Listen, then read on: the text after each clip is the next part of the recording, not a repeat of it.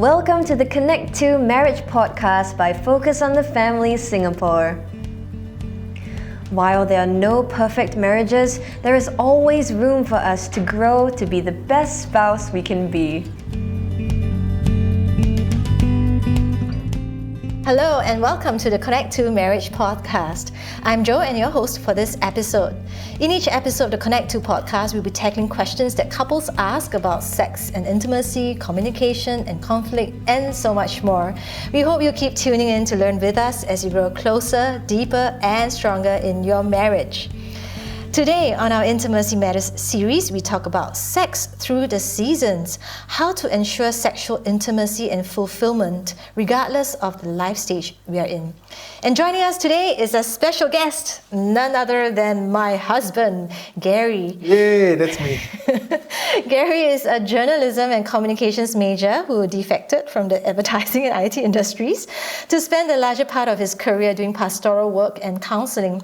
Today, he is a family coach and trainer, and in his free time, an accidental relationship coach on social media. Well, today's content is intended for a mature audience, so listener discretion is advised. So husbands and wives listening in, you may want to direct the attention of your young children elsewhere. Well, Gary, it's been said that when you start out, sex is thrice weekly, that's 3 times per week. Then as life gets busy and things become run-of-the-mill, the couple tries weekly to do it at least once a week. And finally, in their later years, when they're old and tired, the couple tries weekly with whatever strength they have left. How true is this? I like to declare that I'm in the first category. Not. I would like to say 3 times weekly, but I'll be kidding myself, and my wife is just giving me the death glare now and like, tell them the truth lah. Okay. We all start out with this ideal like, oh, it's going to be often, it's going to be spontaneous, it's going to be magical. But when the reality of life hits, the busyness and what goes on the daily living, those things definitely change. And the whole aspect of sex and how we approach sex with different seasons of life, the frequency changes, the expectation changes. And when you're on your honeymoon, you expect like nightly or every other night these things to happen. For couples, we always encourage couples when it comes to sex. In your honeymoon, it's okay to fail. It's okay. Things don't turn out the way you expected it to turn out from watching from some movie, some program somewhere. No fireworks, no funfair. Even if it fails, it's okay because you have that lifelong journey to discover. How was the first night, Gary? Because I think we thought we had a very unusual first night. Yeah, because the first night we were just counting the ang pao money and we said, wow, never seen so much cash in our lives, and we just wanted to count. And by the time we finished counting, it was evening, we were just tired, and we just went down from the hotel to the downstairs restaurant and had a meal, went home, and I think we fell asleep.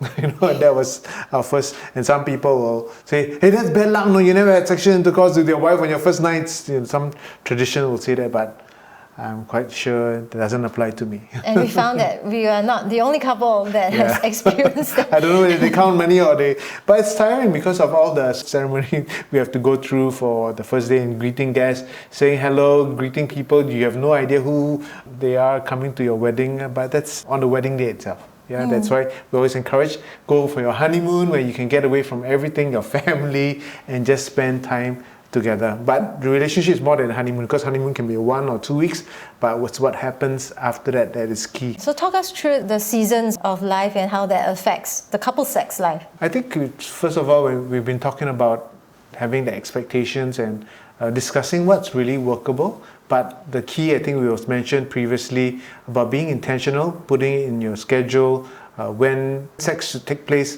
put it in your calendar, because it's not going to be spontaneous for most part of your life. In the initial stages of your relationship, sex is going to be a little more frequent because that special moment. But once your work kicks in again, you get into the whole routine of other things, that reduces. And it's natural. It's not that there's something wrong with relationship, or not that it's not important, because there are other factors in the relationship. And in a mature relationship, it's not just about sex alone. It's about communication, it's about building, it's about getting to know each other. And I know think when you're expecting, the sexual desire it diminishes even more. I'm pregnant, I'm having a child. How can you think about having sexual intercourse at this time?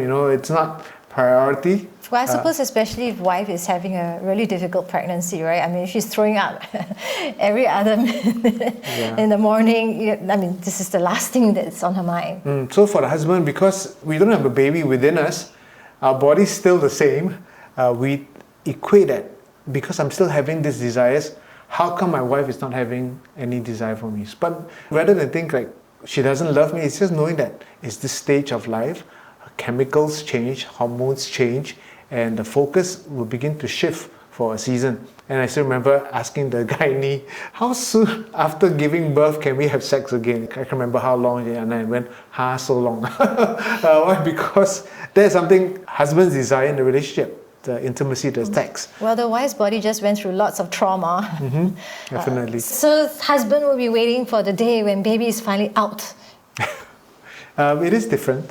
I think to know that my wife's desire for sex does change, especially when she has a child, when the body changes, and not get frustrated about it, but learn to cherish that this is part of the journey of a relationship with your partner. Not only that, I mean, having a child is one thing, but even if you don't have a child, because of now we're also mobile, work, travel, all these things disrupt our schedules as well. If the person is a night person or if you're a day person, you need to figure out like what will work, what time fits.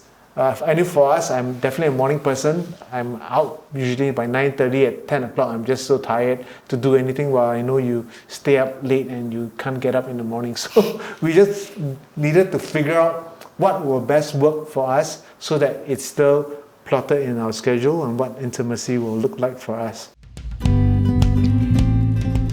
A lifetime of love and romance requires intentional effort and attention. Yet in times of busyness and with overwhelming priorities to tend to, our marriages can often take a back seat. No matter the state of your relationship today, we want to help you and your spouse thrive.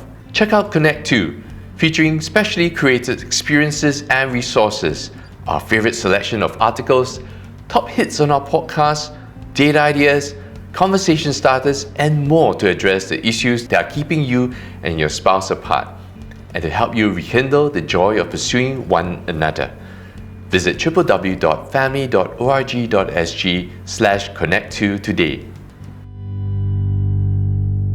So what can couples really do to keep the sex life going? Even, when the kids seem to be running or ruining the household schedule. Yeah, how do we keep sex life exciting when the children are maybe grown and they leave home? Maybe that's actually a good time, right? Because we got more time for ourselves. Yeah, but at time also you may be too tired for anything. So the sex drive may go down a little. But I think when we break the habit of, because we're all creatures of habit, we're so used to doing certain things certain ways, and we expect the same thing to happen weekly, but it doesn't happen that way because all these changes take place. Remember, physically we are what we call growing tired, growing older, so the hormones change, the desires change. But if we can keep adapting, keep changing and creating new routines, I think that's when our sex life still thrives rather than diminishes. What would be some of these routines or habits that we might need to have? I think the same thing like we mentioned earlier, just putting in the schedule. First of all, let's say for a couple, maybe Sunday night, and then communicating, and then preparing towards that. That's part of the creating routines that will work rather than removing all routines. I think when we begin to ask what you desire, how would you like to have that intimacy together, the intimate moments together, keep talking, keep discussing, because you realize that, okay, at this time, this season of life, this doesn't pleasure me anymore, or this doesn't satisfy me. You can then discuss and explore together. I mean, you have this lifelong journey. Discover what appeals to each other. So being creative, being fun sometimes, maybe you just need to keep it fresh. Sometimes it could be a quick, passionate love, just a quickie, and then that's it. Rather than we need to have the routine, we need to prepare, atmosphere, and all those things. Sometimes it could be just fun and playful sex, and then sometimes it could be just long and sensuous sex. So being creative and thinking about it, rather than just a typical regular routine. This is how it happens. Your favorite song. Yes, surprise each other. I think that's when we have fun together in the relationship. It's true. And all these things take some effort, doesn't it? So actually, it's really not just about like sexual techniques per se, but learning to create the atmosphere for great sex to happen and changing that up every now and then so it doesn't get boring. Yep. Remember, you have a lifetime to enjoy each other. Don't expect it to happen in the first year, 5 years, 10 years.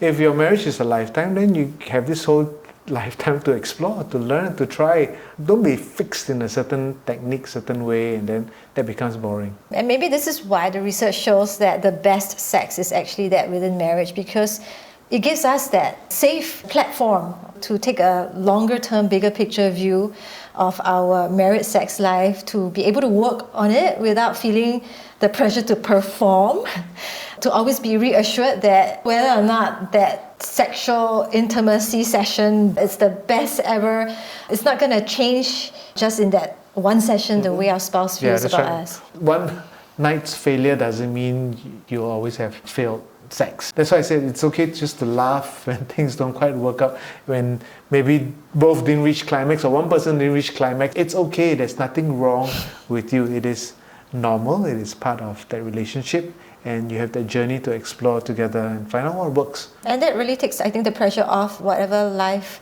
stage or season of life. Sometimes it may not be a life stage, but it could be a period of time where maybe one spouse is undergoing an injury or illness. I know at one point of time I was crippled, immobilized for a period of time. But if we change it up, right, it can actually be quite fun. Fun for the husband, I don't know whether it's fun for the wife. Well, it was enjoyable. I think that's the most important thing, right? Okay, so in each podcast, we do address a frequently asked question that couples have about marriage. And today's question is this: my spouse doesn't seem to turn me on anymore and the old feelings are gone. Is this just the way things are as you grow older in a marriage? Love has to mature. The newfound infatuation, that puppy love or the love that you had in the beginning of your relationship evolves.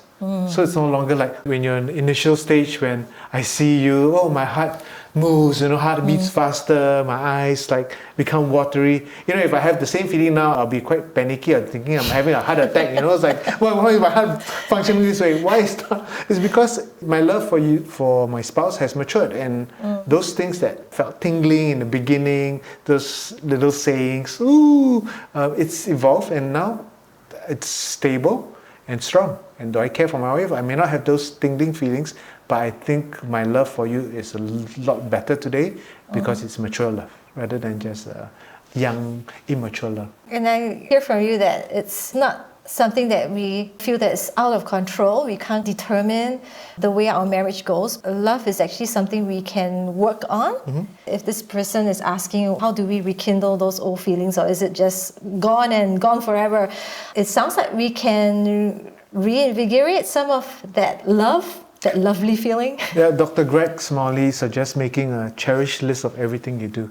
Everything you find valuable about your spouse, if you just list them down, and right, sometimes we just need to remember, what is it that I was attracted to? What is it that I find special, admirable in my spouse? And then thinking and then sharing with each other, just to affirm each other that the love we have for one another is rekindling that flame, that passion that may have slowly dwindled away. But if you ever find old feelings are gone, then how do we cultivate? How do we create? So it's being intentional and finding resources, reading material. Go to the Focus on the Family website, find the books that you can have for building a relationship. So don't ever feel like, oh, that's it, that's the end.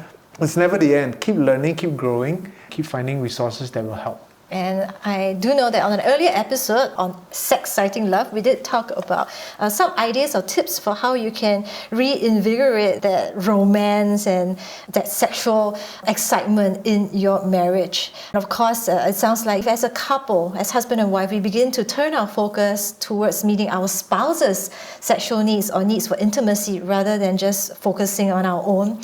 We may actually find our own feelings for our husband or wife rekindled. So the ultimate goal of a married couple's sex life is, I guess, true oneness, when we know our spouse better and connect deeper in that mature love, as you said, Gary. That is truly intimacy and what we call genuine love. Okay, so today's couple challenge, if you're listening to this with your spouse, why don't you take an extra 5 minutes at the end of this episode to share with each other one new thing you will try in your lovemaking in an intentional way. For more marriage resources, you can visit our website at www.family.org.sg and follow us on Facebook and Instagram for helpful family life resources. If you do have a question on marriage, such as the one we addressed today, you can message us on social media. And thank you for tuning in. Do follow and subscribe to the Connect 2 podcast. And we want to thank Gary. For the rest of you, have a great week with your spouse.